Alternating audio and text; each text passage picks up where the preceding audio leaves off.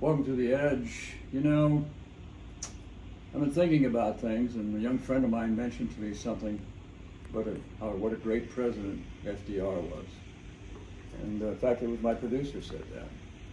So it's kind of problematic why somebody might be great. But he was somebody who understood where taxes can be charged and collected. And they can't be charged in the middle. There's not enough money there, and certainly not in the lower classes.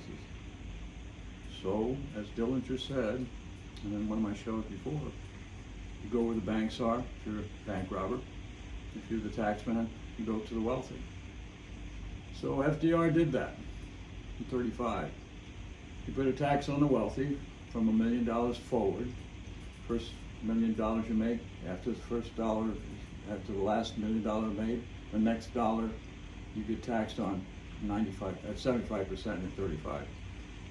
And that 35% tax came along with rebuilding America. It was falling apart.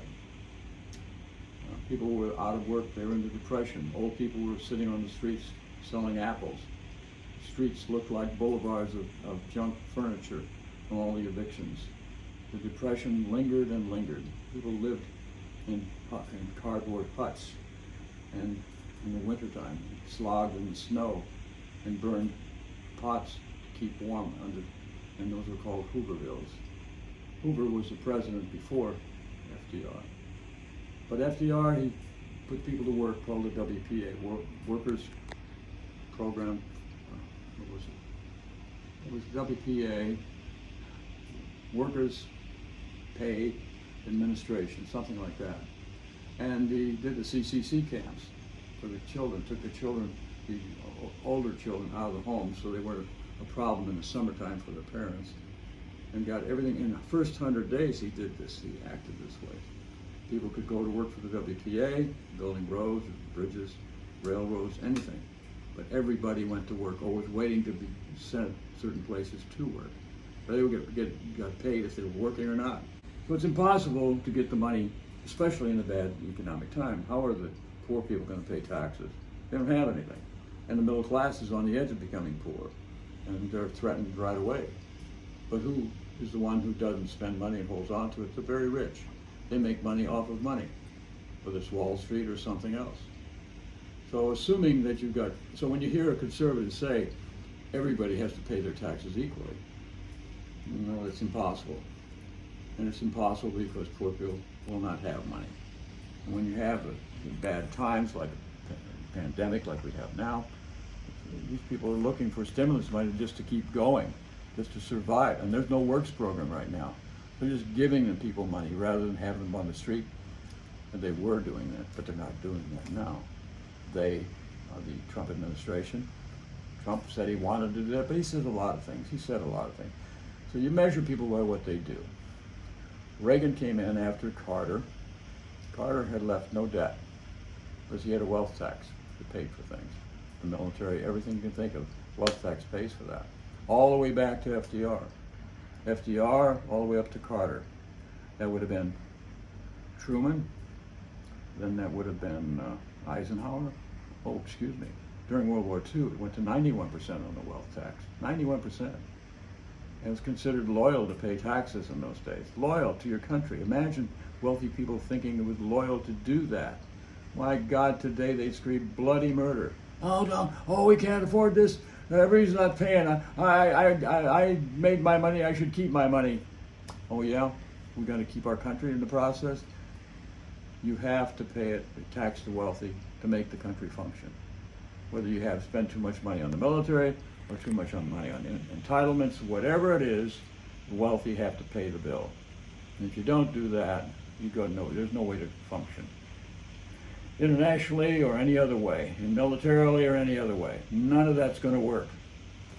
So you had Eisenhower with 91% because that tax of 91% stayed from World War II, the Great War, the Greatest Generation, all the way to 1960. The Interstate Highway System, the GI Bill, all those things, the Marshall Plan, all those things were paid on a wealth tax. There was no ever a mention of taxing people who were from the middle or the lower income. No government can function that way, not one. And if you start doing that, you start going broke. You start going into debt.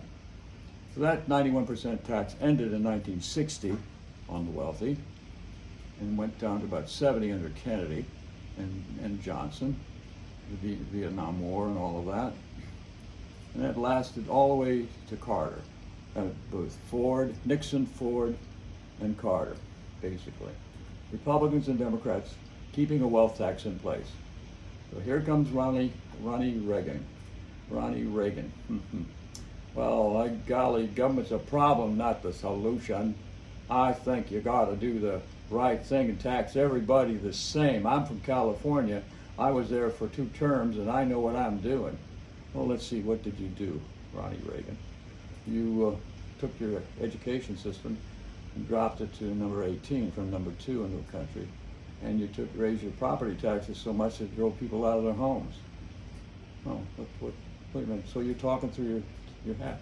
And what do you, first thing you say, government's a problem, not the solution? You do that too, don't you?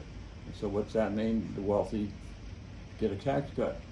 So right out of the box, first thing you do, you cut the taxes from, let's see, what was it in 1980? He cut it from 70%, that's what it was under Carter, who left no debt. No debt under Jimmy Carter.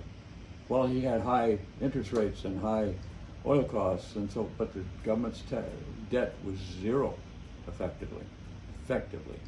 I think it was 59 billion in deficit and about 700 million in overall debt, which is zippo, not even $1 trillion.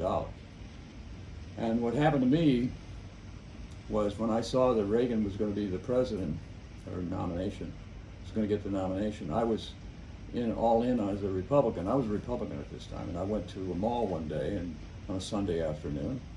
I walked up to this table. I knew about the rogue candidate, independent, by the name of John Anderson. John Anderson wanted to put a 50-cent tax on gasoline. Oh, terrible idea, right? Who raises your price on gasoline? The oil industry. They tax you all the time. They raise the price. They're collecting money off the public by raising the price. Who else does it? Saudi Arabia. So why is Saudi Arabia a factor? Well, Kissinger and Nixon got together and they said to Saudi Arabia, you raise your price on oil and you can buy more weapons from us. Well, isn't Saudi Arabia a lovely country? They're the ones that sponsored 9/11, give them more weapons. But right now they're destroying the country of Yemen, forcing the people into starvation, famines all over those people. They're bombing schools, they're strafing children in schools, they're doing all kinds of good things with our weaponry. Think about that. So anyway, you got that tax cut that he puts on. Cuts it from, as I said, from 70% down to, what was it, 28%. I think it's 28, I show him 40-some percent. He dropped the taxes on the wealthy. And then he said, well, we've got all these welfare people, they're living on doing nothing and not contributing anything, so take away their welfare money, let them starve. But he never said let them starve, he's smarter than that. He effectively did that. So he was in gun running and all that sort of thing, but he got luckier than luck. At that time, the Russians were in trouble. They were running out of money. They needed to get out of Berlin and take down the wall. And Gorbachev was the guy that did that. I'll tell you about that story another time, but Gorbachev came to this country to show the KGB why America was real and why they were false. And they needed to understand what we were about. But he basically did quickly. He took them to the grocery stores. They thought the grocery stores were just fronts. They're called Potemkin villages. The Russians always did that with their people. They created these theater fronts. And in the olden days in Russia, they would take the Tsar down the Volga River, and the people would stand in front of these theater props, waving how happy they were, looking just fine. There was nothing. There was no housing behind it, just a theater prop. And so the Russian KGB thought, well, they're just Potemkin village, these grocery stores. There's nothing behind them. what Gorbachev did then, he took them inside. Let's go back, let's see your storage area behind. You have a storage, thinking back and the same stuff. They had full of supplies, full of food, all of everything. This is in Canada, the first time. We went to Canada first. Now we go to the United States and see what they have. The KGB says, well, we've been telling people it's the same in the United States, but it wasn't that way in Canada, was it?